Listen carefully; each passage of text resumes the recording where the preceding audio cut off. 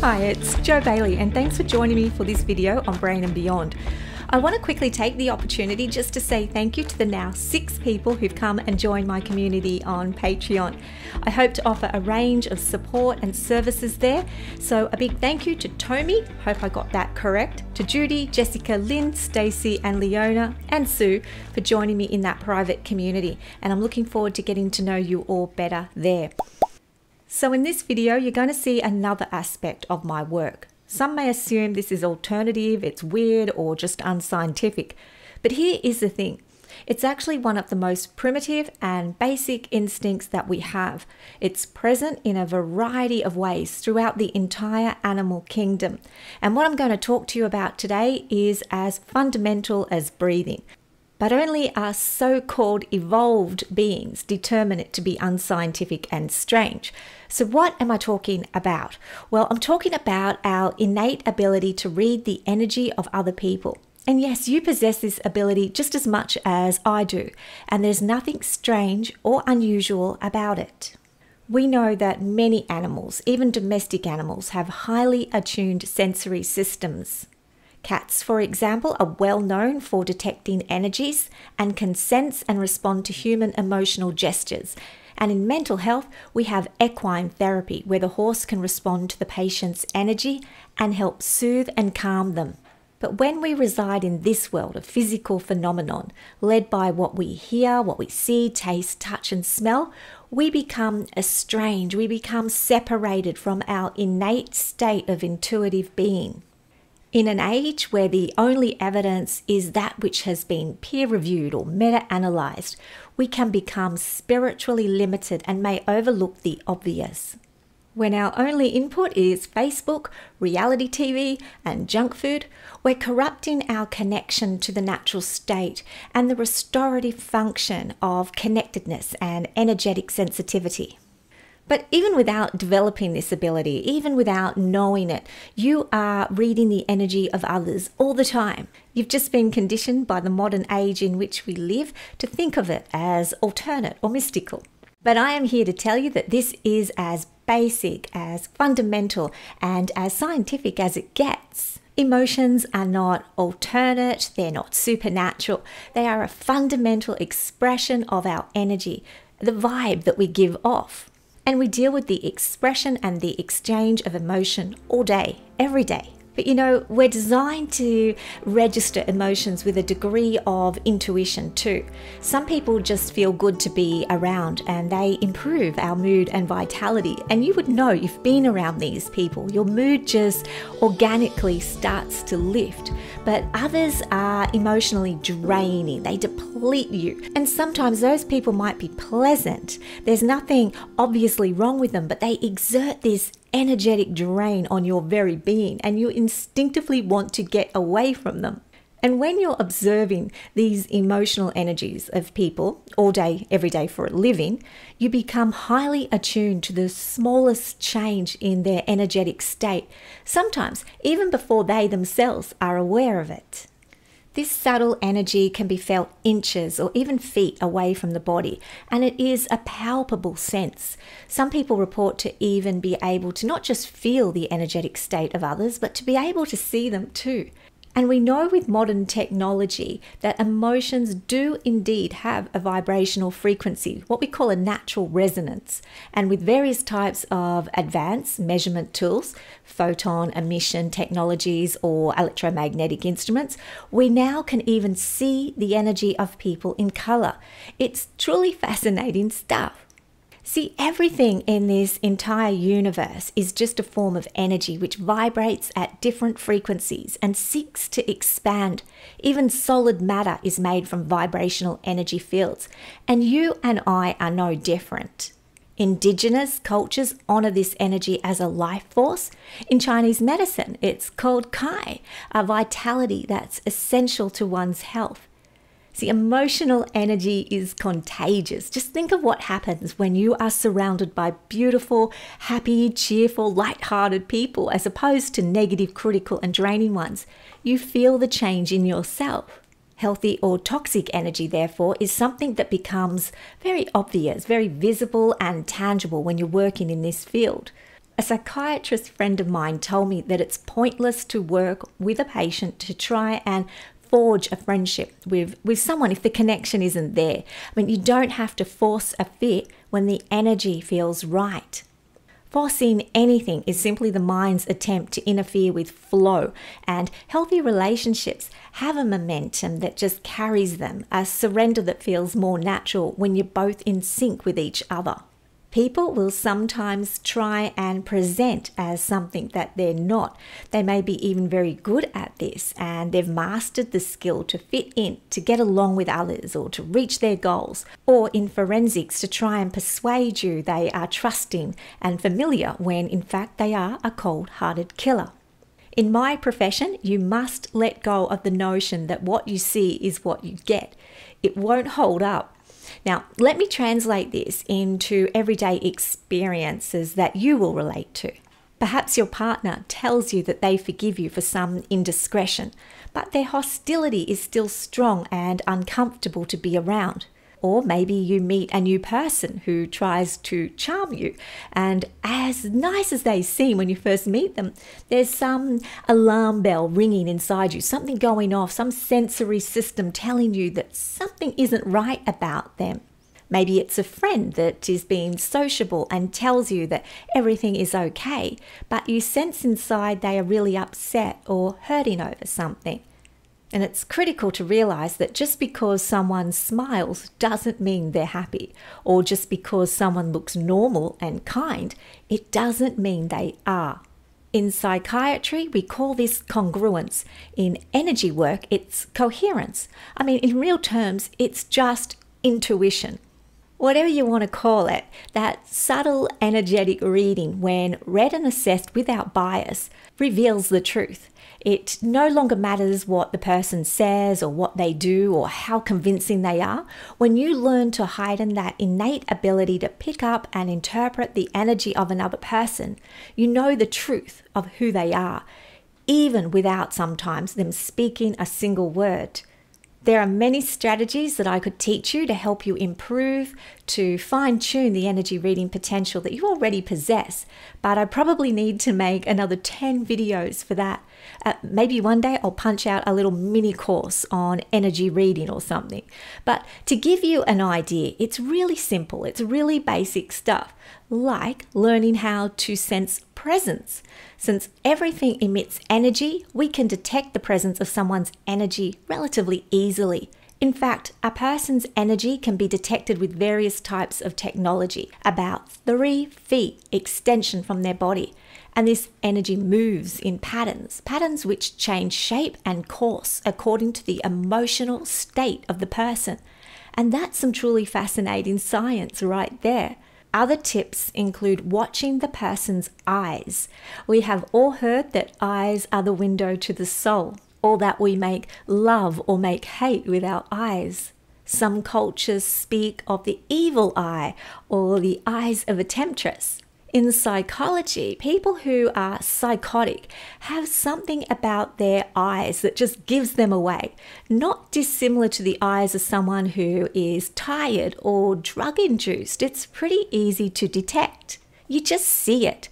And we know from research, it reveals that people can sense when they're being stared at, even when no one is in sight. We are programmed to know these things at some intuitive or sixth sense level. And the eyes are a highly complex and intricate and sensitive part of the body with its own energy system. So the eyes can tell us a lot. Then there are also other ways of detecting energy, such as a handshake, through touch or a hug. And when you merge your own energy into the energetic field of another person, you can feel shifts that can be very revealing. Or even more obvious are energy changes that are emitted from one's tone of voice, from their rhythm, or even from their laugh. There is also what we call heart energy, and the heart being the strongest producer of electromagnetic energy in the entire human body. The heart energy alerts us to things like compassion and kindness, but it is also there to alert us to things like evil and to danger. So there are many ways in which this is experienced and explored. Now, when I do energy reads, I definitely prefer the person to be with me, to be physically present. I can sometimes work off a photo or from a video when the energy field is very strong, but for the most reliable and for the most accurate assessments, it's preferable that I am in that 3 feet zone of the other person. But having said that, I want to give you my analysis of Chris Watts' energy. I spent a lot of time researching and learning about him, hours of watching his energy in both the post-murder videos, police videos, but I also watched many hours of him before the crime, and I got a very strong sense of his energy through this process, and I'll let you know what I concluded. His energy presence, his resonance frequency, was of a very low vibrational state throughout all the videos that I watched. It really didn't change. So this idea that Chris changed overnight from a doting husband and loving father to a violent family killer is not what I got from my assessments. Instead, I found someone who was very low in their vibrational state. This means he was likely to be someone that would fade comfortably into the background and require a person of a higher vibrational state to help him establish his own frequency or identity. Essentially, we can conclude his mother presumably provided this to him, and then Shanann, albeit in different ways. His low frequency vibrational state probably meant that he experienced feelings of disgust, of jealousy, and maybe even a bit of self-loathing. And a way to compensate for that was to cling to the higher vibrational state of those around him.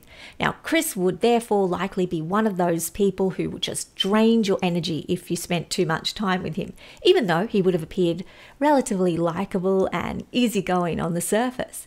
He's a sort of person you might have no reason to really dislike, yet something about him would leave you feeling flat and uncertain. Then you'd probably just explain it away because there was nothing obvious, physically tangible or rational about the way you felt. So you might discard that feeling as nothing, unless, of course, you're attuned to these kinds of intuitive feelings.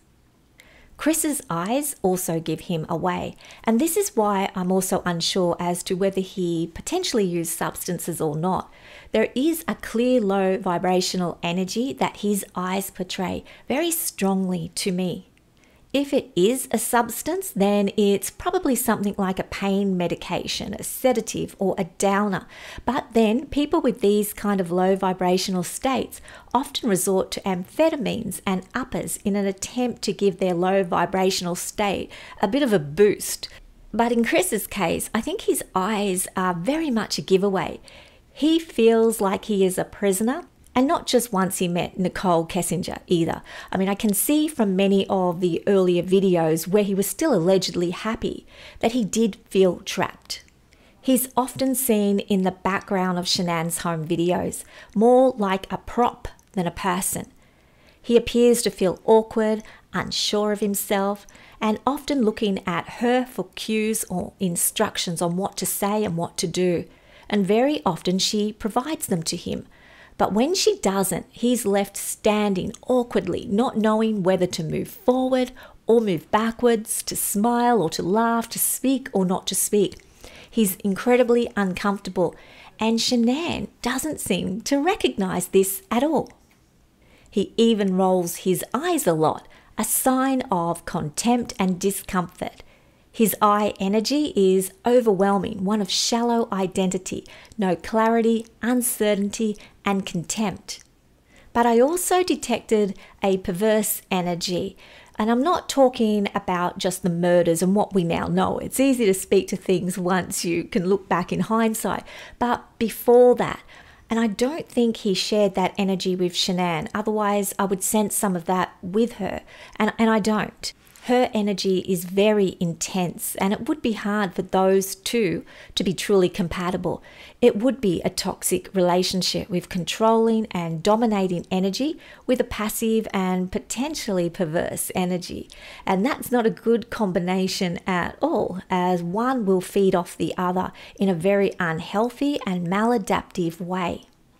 But the perverse energy is related to things I can only infer, so I won't speak to those on here. Perhaps I'll mention them in another video at another time. But the content from that energy is, let's say, R-rated. So there's potentially things that he engaged in that none of us are aware of. Again, this is only based on my supposition, and I'm theorizing based on an energy read. But there's a very dark side, again, not about the murders, but something else. So I dare say he was involved in some other kind of behaviors that are bordering on dark or evil, in addition to the things we know about him. But let's just say Chris Watts didn't truly know who he was. He had a problem with identity. It's like a soulless person. So he would have been, well, we know he was, easily corrupted. Shanann didn't share in that. So in a way, she buffered him. But she would have also aggravated him at the same time. I think he would have found it very difficult not to be tempted by evil things. And I believe he probably experimented with some of this with Nicole and things in his past. But this is not based on evidence. It's based on the energetic information that I've compiled. I've heard people say that if it wasn't for Nicole, then none of this would have ever happened. Well, my thoughts are, if it wasn't Nicole, then it would have been someone else, some other time. She just happened to be the temptation that presented itself in that moment. And whilst I haven't seen a lot of Chris, I haven't watched a lot of videos or been able to observe much of him since his incarceration. But my conclusion, based on both the psychiatric profile that I've completed and the energetic reading I've done here, suggests that Chris Watts has neither found God nor himself in prison. His energy appeared stable to me for a long time, and it would take something pretty significant for that to change. So, is prison significant enough? I don't know, but my guess is unlikely. In your life, get used to reading people's emotions and factor what you sense into your total assessment of who they are. Maybe sometimes a single red flag appears and you don't know what to do. Then, in those cases, take your time. Watch how people treat you. Watch how they interact. Watch how they respond. Notice if their words back up their behavior. Notice how you feel around them. Notice what visceral changes occur both in you and in them when your energies combine. The purpose of energy readings is really to just become more empathic by sensing the nuances of different personalities. So stay alert to the signals that energy sends so that you can see the whole person, because things are not always as they seem. Well, that's all for now. I hope that was interesting. Hope it was helpful. I hope it explained how we use energy reads in the scientific area of psychiatry. And if you'd like to know more or would like to be part of my private community, head across to Patreon. Otherwise, I'll see you back here soon for the next video. Till then, take care of yourselves and each other. Have a happy, peace-filled day. Bye for now. If you found this video to be helpful, then please consider liking or subscribing to my channel. That allows me more opportunity to provide free content for you. Until next time, take care of yourselves and each other and have a very happy and peace-filled day. Bye now.